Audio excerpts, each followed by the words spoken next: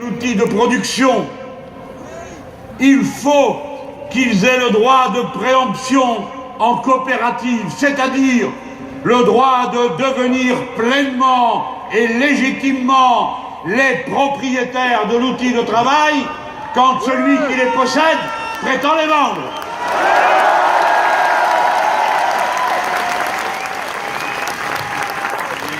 J'ai commencé ma démonstration du grand changement qu'il faut opérer dans l'organisation de notre démocratie par ces questions sociales. Oui, j'ai voulu balayer tout de suite l'idée que faire une constitution, ce serait au fond s'occuper de choses assez abstraites qui ne concerneraient que l'organisation des pouvoirs publics.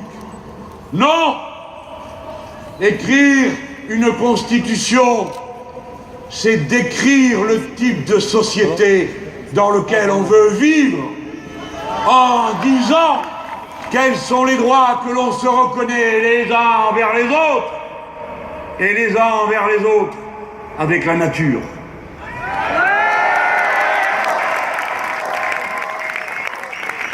Notre projet est celui d'une société bienveillante et douce pour ses membres, une société pacifique et démocratique, soucieuse de la dignité de chacun et des moyens d'y pourvoir, une société qui veut vivre dans l'harmonie entre ses membres, qui ne supporte pas la misère et la pauvreté au milieu de l'opulence.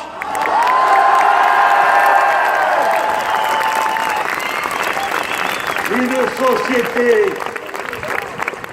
qui trouve enfin le chemin de son harmonie avec l'écosystème naturel, notre patrie commune à nous tous, les êtres humains.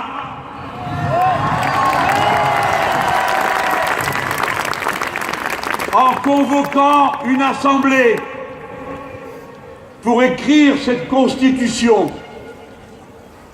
nous utilisons une méthode qui, de fait, met fin au règne des hommes et des femmes providentiels, des comités d'experts de toutes sortes, qui sans cesse se substituent à l'intelligence collective que le forme le peuple tout entier.